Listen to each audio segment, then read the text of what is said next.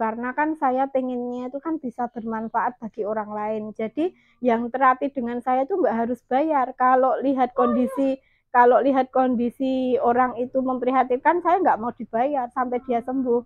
Jadi untuk pengabdian masyarakat, jadi Allah itu mungkin memberikan kemudahan ya, bahwa kita itu bisa melakukan segala sesuatu itu nggak perlu pakai penglihatan gitu. Ya, kalau di apa ya, di disabilitas netra kebanyakan kalau dia itu orangnya setiti itu banyak yang berhasil lah untuk keuangan gitu loh.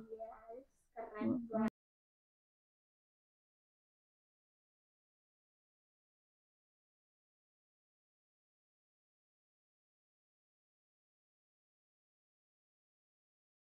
Baik. Assalamualaikum Mbak Tri, kita diam-diam ngobrol. Nama panjangnya siapa Mbak? Mbak Tri aja.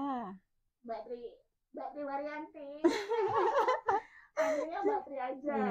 Iya. Jadi seperti tadi yang Mbak Tri ceritakan, kalau Mbak Tri di sini sendiri dari tahun 2007. 2007? Iya. Masya Allah. Kan saya mengikuti pelatihan dulu belum ada BRTPD ya, jadi masih PSBN Sadewa Yogyakarta itu yang berada di Jalan Paris KM 5. Saya mengikuti pelatihan dari tahun 2004 selesai 2007 awal ya. Terus sejak saya selesai dari balai ini kan saya ikut dulu kerja di Jalan Wates KM berapa ya, itu di Balai Catur lah, intinya di Jalan Wates Balai Catur selama 6 bulan. Ikut yang sama-sama tunanetra? Iya, ikut sama-sama tunanetra. Iya, yang udah buka usaha. Di Panti Pijet Tunanetra Morolego waktu itu ya. Nah, dari Januari kan saya lulusnya Desember tanggal 29, terus Januari tanggal 2 saya ikut di sana. Keluar dari sana saya bulan Juni akhir. Terus tanggal 5 Agustus saya mendapatkan kontrakan di sini ya. Waktu itu barengan dengan temen. Oh, barengan? Iya. Ini ya masih apa, bayarnya barengan gitu? Iya, berdua. Yang satu kan udah keluarga, suami istri sama anaknya. Terus saya sendiri. Karena untuk buka panti pijit kayak gini kan ya, pertama resikonya kan tinggi kalau sendirian. Ya, jadi harus ada temen. Waktu itu yang di sini tuh cewek semua. Jadi temen saya tuh yang melayani cowok cewek, tapi kalau saya khusus cewek aja. Nah, dengan berjalannya waktu, saya dengan temen saya yang berkeluarga itu cuma 1 tahun, terus saya melanjutkan kontrak di sini. 2008 enggak, saya ngajak adik kelas. Waktu itu adik kelas di bawah saya itu kan selesai 2008 ya. Terus dia ikut sini 2008 1 orang. Jadi kami di sini 2 perempuan. Terus tahun 2010 itu nambah 1 orang. Jadi di sini itu ada 3 orang tunanetra semua, cewek semua. Nah, itu dengan berjalannya waktu kan dari awal pertama kali saya buka di sini itu prospeknya udah bagus untuk usaha pijit ini ya. Jadi untuk bulan pertama pasien masuk di sini itu udah 60. Menurut saya 60 pasien itu udah bagus ya. Sebulan, ya. Berarti 1 hari rata-rata 2 ya? Iya, terus setiap bulan pertama, bulan kedua itu ada kenaikan 5. Terus bulan ketiga ada kenaikan lagi. Jadi paling pol untuk tahun pertama itu sebulannya pasien ada 100-an lah untuk 2 orang itu loh, untuk 2 orang. Kuat ya berarti. Iya, waktu itu. Ya, luar biasa. Sebelum sampai yang tentang kontrakan atau apa, saya pernah dengar nih Mbak Tri. Mbak tuh yang berjuang dari nol kayak gitu, yang mohon maaf sekolah? Saya di PLB.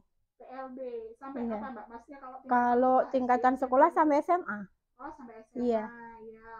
Itu yang katanya ke Bali itu apa itu Mbak? Oh, itu studi itu. Kalau saya ke Bali itu tahun 2010. Ada tugas studi di sana. Dari mana itu? Waktu itu saya dari Badan Diklat. Ini ada hubungannya tentang tunanetra nggak? Mbak Tri, kondisi tunanetra ini dari kecil? Saya dari kecil. Dari lahir? Enggak, kelas 6 SD. Kenapa Mbak? karena dulu kecelakaan, jatuh sama panas tinggi, demam itu loh. Kalau dulu orang Jawa bilang gerabakan kayak virus apa ya itu namanya ya? Ada hubungannya sama penglihatan kata dokter? Itu berkurang dikit demi sedikit. Oh gitu. Tapi penyebab awalnya nggak ada yang lain-lain selain jatuh? Nggak ada, cuma jatuh. Jatuh gimana sih? Naik motor sama kakak. Dibonceng? Iya. Tabrakan atau tabrakan di itu daerah pegunungan waktu lebaran itu. Kepala yang kena atau gimana? Iya. Iya langsung wajah itu. Jadi ya dulu itu kan ini ya luka-luka parah tapi alhamdulillahnya itu nggak membekas itu loh. Jadi kan cuma kenangannya dikit aja. Oh gitu. Terus dibawa ke rumah sakit. Iya, terus kan saya kan berobat ya dari awal sakit kayak gini sampai saya terakhir berobat itu kira-kira tahun 2011 baru kemarin. Awal pengurangan penglihatan itu dari apa Mbak? Maksudnya jatuh itu langsung ada efek? Jatuh itu efeknya cuma dikit sekali. Jadi saya itu penglihatannya berkurangnya sedikit demi sedikit. Jadi tipis gitu loh, kayak nggak terasa. Nggak pusing? Nggak ada. Itu karena minus aja ya? Ya. Itu aku itu tahun 2000 itu masih bisa naik sepeda, masih bisa ngasuh anaknya kakak itu yang ngasuh kan saya ya. Saya masih bisa ini ngasuh anak, masih bisa naik sepeda. Tahun 2000 itu ya paling ya 14-an. Lulus SD ya? Iya. Iya. Kemudian berangsur. Berkurang. Terus usia 17 tahun itu saya ini mengikuti pelatihan pijat itu saya masih bisa naik sepeda di situ. Di balai. Dari awal sudah pengen pijat? Enggak sih, dulu itu saya itu ini waktu di LB itu bidang saya itu mengarang puisi sama main piano. Iya, tapi penglihatan sudah ini. Udah berkurang banyak. Terus saya itu sering mendapatkan panggilan operasi, dapat donor karena saya diikutkan dalam rangka dari Bank Mata itu loh, honor dari Bank Mata. Kalau ada yang ukurannya pas sesuai itu kan nanti sewaktu-waktu kan kita ditelepon ya dari pihak rumah sakit dan itu gratis gitu. Tapi aku tuh nggak mau karena menurut hati saya tuh ini kan udah pilihan Allah ya. Jadi mungkin di dunia saya kayak gini sementara saya ikhlas, tapi nanti tujuan saya yang penting di akhiratnya nanti saya bisa melihat. Jadi dengan keadaan saya yang seperti ini awalnya ya stres, tapi habis itu kan ikhlas, tujuannya itu udah mungkin iya bisa melihat lagi dengan cara operasi itu Mbak nggak mau karena harapannya ini bisa jadi tiket akhirat kelak ya Allah. Amin ya Allah. Mulia sekali. Sedangkan kalau misal saya gitu atau orang lainnya pasti iyalah aku mau operasi aku melihat lagi, tapi beda sekali dengan Mbak Trian ya itu tadi mengharapkan tiket ekspres. Iya, sampai dokternya tuh sampai sekarang masih masih komunikasi, masih mengikuti pengobatan rutin, maksudnya. Nggak pengen Mbak kalau sekarang ada tawaran? Enggak, karena belum tentu kalau aku bisa melihat itu bisa lebih dekat dengan Allah yang kayak gini itu loh. Tujuannya kan nanti lain itu. Iya, karena kita sebagai umat muslim hidup itu nggak hanya di sini ya Mbak. Perjalanannya masih jauh gitu ya Allah. Amin. Iya. Dan ini mohon maaf saat ini sudah jadi milik Mbak Tri? Ya, saya berkontrak 2007, terus ini dijual 2013. Dengan harga berapa itu Mbak? Dari waktu itu 2013 itu ini dijual 150 juta. Wow. Tanahnya kelihatannya 160 ya lebarnya. 150 juta Mbak Tri bisa membayar cash. Dari hasil pijat yang dari hasil awal yang merintis. Saya merintis dari 2007 sampai 2013 itu. Terkumpul. Iya, terkumpul. Masih ada sisa dong. Salah, keren ya. Termasuk gede ini berapa? 160 lebar tanah. Bangunannya berarti? Lebar bangunannya berapa ya? Aku lupa. Luar biasa. Ini gede banget loh teman-teman. Iya, habis saya beli 2013, terus saya renovasi 2015. Bisa renovasi pula. Jadi dulu belum kayak gini ya, Mbak ya? Belum, waktu itu masih inilah namanya kontrakan lah, ya seperti apa itu. Kalau dulu kontrakan per bulan berapa? Dulu per bulannya dari awal tahun pertama sampai 3 tahun ke depan itu 1.500.000, terus selanjutnya 2 juta. Masih murah karena karena kan cuma kecil, cuma 2 tempat praktek. Nah ini jadi gede banget. Ini Mbak Tri nambah sendiri? Iya, ini direnovasi sendiri. Bukan renovasi itu Mbak, bangun. saya pikir ya renovasi itu sudah jadi rumah segede. Enggak. Enggak. Dulu itu rumahnya itu masih ini loh, 2 tempat tidur, 2 tempat praktek, ruang tamu, masih kecil rumahnya. Asli Imogiri ya. Bapak Ibu masih sehat? Masih sehat, alhamdulillah. Dua. Dengan? Aku anak terakhir sama kakak perempuan semua. Iya. Mudah-mudahan nanti segera nambah. Amin. Enggak ini ya Mbak, maksudnya ya enggak ditunda gitu kan? Enggak. Pokoknya manut aja pemberian Allah itu kapan, yang penting kita ikhtiar dan usaha itu. Kalau untuk pijat sendiri Mbak, setelah pandemi ini masih ini enggak ramai enggak? Ya kalau saya kan enggak hanya pijat capek ya, karena saya kan mengikuti beberapa pelatihan. Jadi pijat saya itu di sini kan berbagai macam, ada yang fisioterapi, ada yang pengobatan, ada yang penyembuhan. Jadi untuk pandemi ini saya tidak terdampak. Ya, gitu. Setiap harinya enggak, alhamdulillah enggak. Fisioterapi apa, Mbak? Ya kalau saya kan ada stroke, terus ada anak yang motorik sensoriknya mengalami gangguan, kayak gitu-gitu. Mungkin terapi ada yang pengobatan, ada lemah jantung, katup jantung, dan lain-lain kayak gitu. Gula. Nah itu kan ibaratnya kayak pasien tetap ya, rutinitas yang harus dijalani. Kayak hipertensi, vertigo, dan lain-lain kayak gitu. Ya luar biasa sekali. Sehari itu biasanya ada berapa pasien Mbak? Atau kalau reservasi dulu kalau sama Mbak Tri harus daftar? Kalau aku harus janjian dulu ya, karena kan nggak setiap hari di rumah pertama.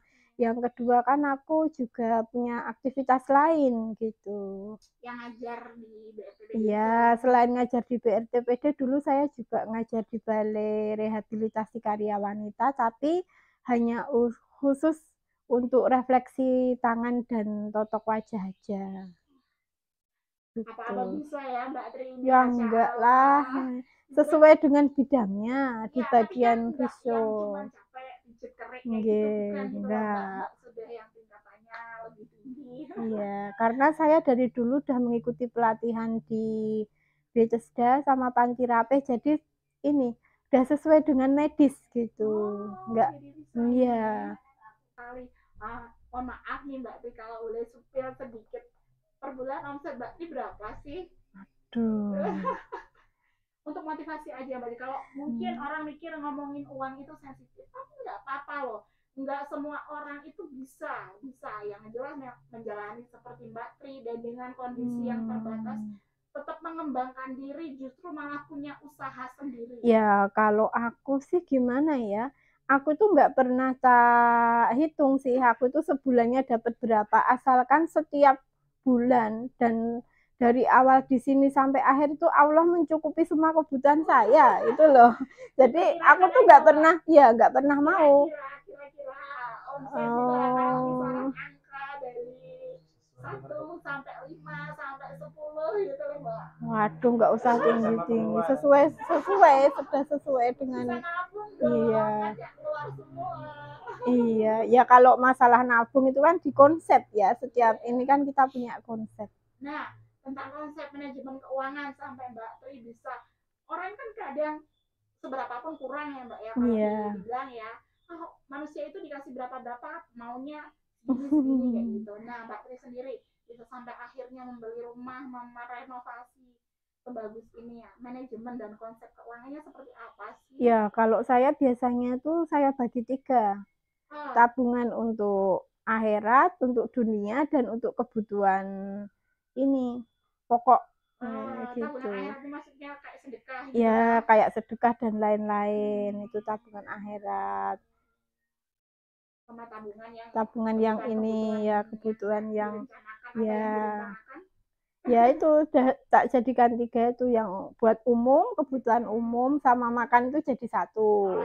Terus yang kebutuhan dunia tuh umpamanya pengen beli tempat dan lain-lain, itu udah itu. Target ya Mbak itu? Atau sengumpulnya aja? Kalau aku sih biasanya kalau punya keinginan tak target. Target, oke. Apa aja tuh keinginan yang sudah tercapai selain rumah? Kalau aku itu ini ya, kalau punya uang mesti tak candal kayak ke tanah aku tuh orangnya. Wow. Sudah berapa tanah yang berhasil dibeli? Sudah berapa buku sertifikat yang sudah ada di tangan saat ini? Enggak, kalau aku cuma dikit-dikit aja kok. Namanya yang di desa toh seadanya. Kalau ada yang jual kayak gitu kan, pertama buat nolong orang yang membutuhkan, kedua kan nanti kalau sawah kan ditanemin orang, nanti bagi hasil kan itu juga ada Mbak sudah ada ini. Cuma dikit. Tuh kepikiran gak sih teman-teman? Kadang kita tuh cuma habis gajian bulan ini, nanti berapa hari habis, Mbak bisa invest, bisa beli tanah, bisa beli rumah. Ya kalau di apa ya, di disabilitas netra kebanyakan kalau dia tuh orangnya setiti itu banyak yang berhasil lah untuk keuangan gitu loh. Keren banget. Target ke depan nih Mbak, apa yang pengen Mbak capai? Apa ya target ke depan? Pengen Mbak beli, pengen Mbak miliki. Apa Mas? Ya sekarang kan sudah ada sang suami. Apa nih kira-kira berdua? Pengen kembali ke Allah kah? Iya, itu tujuan awal kita. Tujuannya emang itu. Sudah memulai, Mbak? Sudah dimulai untuk mengumpulkan kata? Ya, untuk niat sudah ada, tapi nanti nunggu panggilan aja. Panggilan dari Allah kan, walaupun kita punya uang, sudah niat, tapi kalau Allah belum memanggil kan belum bisa ke sana. Ya, semoga segera ya. Amin. Berdua ya. Iya, terus cita-citanya Mbak ke depannya, Mbak Tri sudah bisa merintis usaha sampai di titik ini. Mbak Tri pengen apa ya istilahnya, punya harapan apa lagi sama diri Mbak sendiri, tentunya dengan rumah tangga baru Mbak. Ya harapanku cuma satu, Allah itu memberikan amanah, kepercayaan untuk ini mengasuh seorang anak itu aja. Semoga nanti selesai pertemuan kita ini terus ada garis 2 ya, ya Mbak. Amin. Kami doakan amin, semoga saya nanti punya 2, punya 3. Amin ya Allah. Senang loh rasanya tuh yang setiap kali saya berkunjung, setiap kali bertemu dengan teman-teman yang pasti memiliki cerita-cerita tersendiri, merasa aduh aku juga pengen lah kayak gitu, aku juga harus lebih semangat gitu loh Mbak. Iya, sangat-sangat memotivasi. Oke, ini pesan-pesan untuk teman-teman yang mungkin pengen kayak Mbak Tri atau saat ini belum bisa menerima kondisi khususnya teman-teman tunanetra, apa Mbak pesan-pesan buat teman-teman? Iya, pesan-pesan untuk teman-teman disabilitas ya cuma satu, semangat, terus percaya diri, bukan suatu halangan menjadi tunanetra untuk berkarya, gitu aja. Dan yang paling penting itu keyakinan. Nah, itu. Yakin bahwa apa Mbak? Bahwa kita itu bisa melakukan segala sesuatu itu nggak perlu pakai penglihatan gitu. Pasti memiliki cerita-cerita tersendiri. Merasa, aduh, aku juga pengen lah kayak gitu. Aku juga harus lebih semangat gitu loh Mbak. Iya, sangat-sangat memotivasi. Oke, ini pesan-pesan untuk teman-teman yang mungkin pengen kayak Mbak Tri atau saat ini belum bisa menerima kondisi khususnya teman-teman tunanetra, apa Mbak pesan-pesan buat teman-teman? Ya, pesan-pesan untuk teman-teman disabilitas ya cuma satu, semangat, terus percaya diri, bukan suatu halangan menjadi tunanetra untuk berkarya, gitu aja. Dan yang paling penting itu keyakinan. Nah, itu. Yakin bahwa apa Mbak? bahwa kita itu bisa melakukan segala sesuatu itu nggak perlu pakai penglihatan gitu. Kalau masalahnya kalau saya apapun itu saya lakukan sendiri loh. Apa itu Mbak, maksudnya masak? Ya maksudnya kan yang hal-hal yang rumit, ganti lampu, masang gas, terus mindah-mindah tempat umpamanya kayak almari dan lain-lain itu kan kadang kan suasananya udah bosan ya, itu saya lakukan sendiri gitu. Itu bisa ada. Bisa. Tahu kalau itu udah matang. Ya itu pakai insting. Oke. Kalau ini Mbak, posisi kompor wajan kayak gitu gimana Mbak? Itu biar nggak kena kayak gitu. Saya dari dulu nggak pernah kena. Pasang gas juga sendiri. Iya, pasang gas sendiri. Itu mah apa nggak malu gitu Mbak ya, kita masih teriak-teriak aduh tolong pasangin gas segala macam. Mbak Riwaryanti dengan pandangan yang 0 tunanetra total bisa pasang gas sendiri. Ya karena dari itu tadi niat dari awal bahwa tunanetra itu sebenarnya mandiri, apa aja bisa, tergantung dengan niatnya. Iya. Usahanya ya Mbak ya, usahanya mau mencoba dulu, jangan takut dulu. Kalau mencuci baju, wah itu hal mudah, itu hal biasa. Tahu yang sebelah mana ya? Iya, mencuci sampai menyetrika dan lain-lain itu udah alamiah lah Mas. Walaupun dengan penglihatan. Iya, walaupun dengan penglihatan. Enggak setrika Mbak? Enggak. Dulu waktu di PSBN itu kan klasternya cuma tunanetra aja ya. Jadi diajari dari 0 sampai akhir. Jadi cara melipat baju, menyetrika, memasak dan lain-lain. Jadi kita keluar dari situ tuh udah mahir. Udah bisa mengikuti apa aja. Sampai menjahit baju, memasukkan benang dalam jarum aja sampai sekarang aku masih bisa. Tanpa bantuan mata nenek? Enggak. Wah. Bisa. Umpamanya kan kalau kancing baju lepas, kepepet kahanan kan itu bisa dibuatnya. Ya Allah. Gitu. Pernah nggak ngalamin hal paling bahaya ketika selama Mbak Tri mengalami tunanetra ini? Apa gitu loh yang paling beresiko? Yang paling beresiko selama ini nggak ada.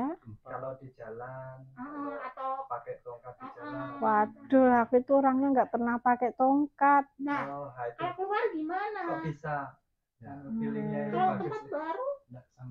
Enggak sendiri. Ya, kan aku keluar hanya di lingkungan ini aja. Kalau kemana-mana itu kan kadang aku kan sukanya dari dulu itu aku nggak pernah naik bis terus jalan kemana-mana, itu aku nggak pernah. Jadi kalau aku mau bepergian itu aku dari dulu naiknya taksi. Karena sejak ada Gojek kan kita pakai Gojek ya. Kalau dulu waktu masih pada naik bis itu aku nggak mau naik bis karena kan pertama nurun kene sembarangan, kedua itu kok buru-buru. Pesennya juga bisa pesan sendiri. Iya, waktu itu saya ngumpulin semua nomor telepon taksi sak Jogja itu aku punya semua. Jadi yang online itu ya. Kalau online itu pesan sendiri itu udah tahu nama tempatnya. Iya. Gitu. Ya, mempelajarinya gimana Mbak? Bisa tahu itu titiknya pas. Ya itu ini ya, apa ya, secara alamiah itu bisa sendiri menurut saya tuh. Sampai belanja di Shopee Lazada itu juga udah ini. Tanpa belajar dengan orang lain pun kita bisa, iya. Iya, kalau mau beli barang kan kadang kita yang awas aja merasa tertipu ketika barang datang. Kan sesuai review penilaian kalau saya ya. Bukan berbicara ya. Iya. Oh gitu, keren. Jadi ya bukan halangan tunanetra untuk melakukan segala sesuatu sebenarnya itu. Jadi bukan berarti selalu puas, ada juga Contohnya yang kecewa itu seperti apa? Ya misalnya kayak baju ternyata sangat tipis misalnya. Kalau belanja ya, kalau kita yang kadang kan nggak megang langsung gitu kan. Gitu. Jadi nanti ketika insya Allah punya amanah omongan itu udah nggak ada rasa khawatir ya Mbak? Ya karena kan dari dulu saya udah pengabdian di Pijet Baby ya. Jadi saya kan dulu mengikuti Pijet Baby di Sarjito 6 bulan di tumbuh kembang anak. Jadi untuk permasalahan dengan anak kecil itu saya sudah berinteraksi lama dan kebetulan aku tuh paling senang dengan anak kecil. Kok bisa sampai Sarjito Pantilangan itu dari mana? Ya karena pasien saya kan banyak yang rektor kepala dana dan saya mengikuti kursus itu semuanya gratis. Dan yang tunanetra hanya saya aja. Oh, berarti lawannya normal itu bukan? Normal semua. Karena mereka itu cinta ya, cinta. Aku ki seneng karo kowe. Aku pengennya kowe ki jadi iki. Aku pengennya kowe mempelajari iki. Jadi aku tinggal pelaksana aja, mengikuti aja. Keren banget, kesempatannya banyak. Iya. Apa ya, istilahnya Allah mendatangkan orang-orang baik untuk yang ketika buka pijat ini bertemu dengan orang-orang hebat, itu juga memberi jalan kepada Mbak Tri. Ya mungkin ini ya takdir Allah seperti itu, karena kan saya pengennya itu kan bisa bermanfaat bagi orang lain. Jadi yang terapi dengan saya itu nggak harus bayar. Kalau lihat kondisi orang itu memprihatinkan, saya nggak mau dibayar sampai dia sembuh.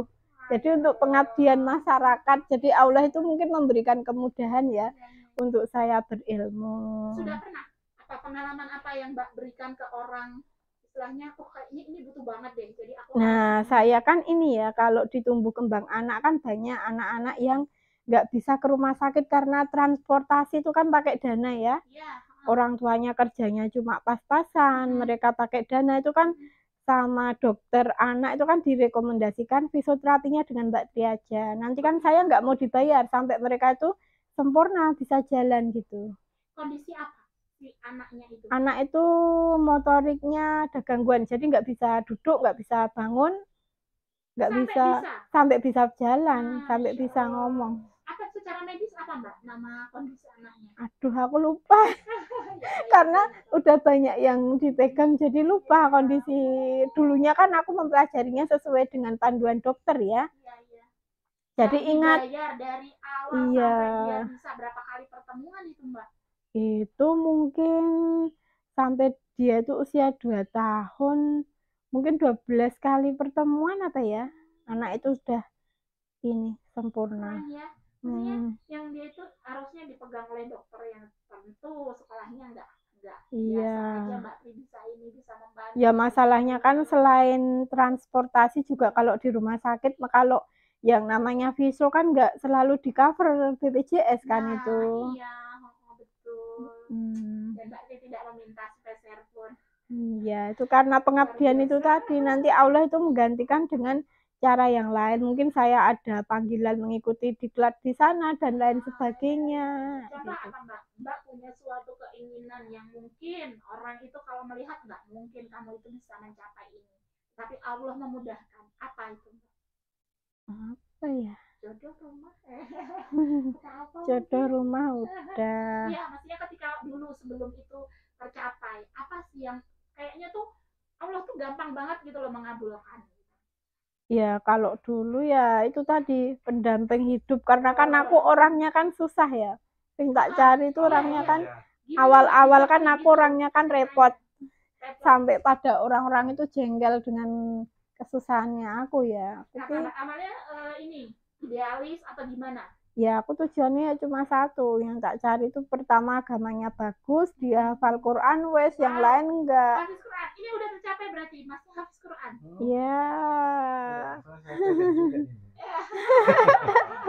Kayaknya mondok aja untuk biasa. Tapi agama kan iya. Memang kalau memang buat pegangan itu memang yang benar-benar dicari ya. Karena bagi saya itu dunia itu enggak, bagiku itu aku tuh nggak ada ketertarikan sama sekali itu loh di dalam keduniaan itu. Jadi tujuan hidupku itu tujuanku cuma satu, cari akhirat.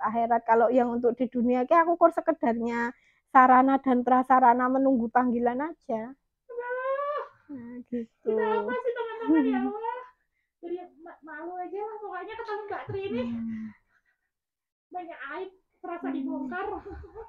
Ya enggak lah, mungkin ini itu kan prinsip dari hati aja kayak gitu. Tentunya sangat bermanfaat bagi yang nanti nonton ya. Ya, amin. Oke, tadi teman-teman, Masya Allah luar biasa ya. Ini benar-benar pengalaman yang tidak hanya saya menyuguhkan video, tetapi seperti mendapatkan siraman rohani tentunya. Merasa malu, merasa diingatkan, merasa ditampar berkali-kali dengan segala yang diutarakan oleh Mbak Tri. Oke, teman-teman, mudah-mudahan ini sangat-sangat bermanfaat, bisa menginspirasi semua penonton. Terima kasih sudah simak video ini sampai habis. Jangan lupa share sebanyak-banyaknya. supaya banyak lagi yang kita jadi bersyukur gitu loh sama hidup, ya kan? Ya. Oke, ketemu lagi besok sama aku Wahyu Sofyana Lestari di Sofyana Channel. Wassalamualaikum warahmatullahi wabarakatuh.